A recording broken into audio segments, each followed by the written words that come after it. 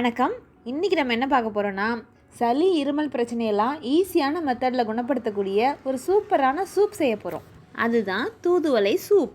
இந்த சூப் செய்யறதுக்கு இந்த தூதுவளை செடியில் இருக்கக்கூடிய இந்த இலையை மட்டும்தான் பறிச்சிக்கணும். இந்த தூதுவளை செடி ஃபுல்லாகவே முள்ளாக தான் இருக்கும், அதனால் கொஞ்சம் பார்த்து கேர்ஃபுல்லாக பறிச்சுக்கோங்க. இப்போ இந்த இலையெல்லாம் எடுத்து சுத்தம் பண்ணி வச்சுக்கிட்டோம். இனிமேல் இதை வதக்க போகிறோம். முதல்ல எண்ணெயில் இந்த தூதுவளை இலையை நல்லா வதக்கிக்கோங்க. அதுக்கப்புறமா காரத்துக்கு தேவையான பொருள்லாம் ஆட் பண்ணிக்கலாம். இந்த தூதுவளை இலை எண்ணெயில் நல்லா வதங்கிடுச்சு. இப்போ இதில் காரத்துக்கு தேவையான அளவுக்கு மிளகு, கொஞ்சம் சீரகம், கொஞ்சமாக கொத்தமல்லி விதை. நீங்கள் சூப் எவ்வளோ வைக்கிறீங்களோ அதுக்கு தகுந்த மாதிரி இதெல்லாம் எடுத்துக்கோங்க. இதிலே ஒரு 3 பல் பூண்டு, 2 சின்ன வெங்காயம் ஆட் பண்ணிக்கோங்க. இதெல்லாம் ஒரு 2 நிமிஷம் வதக்கி விட்டு தீயை அணைச்சிடுங்க. அப்புறம் ஆறட்டோன்னு மிக்சியில் போட்டு அரைச்சி எடுத்துக்கலாம்.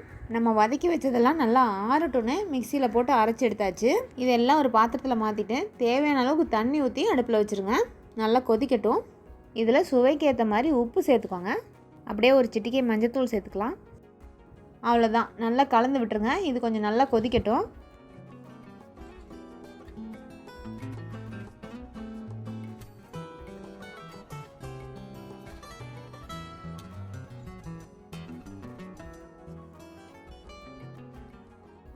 இந்த சூப் நல்லா கொதிச்சிருச்சு.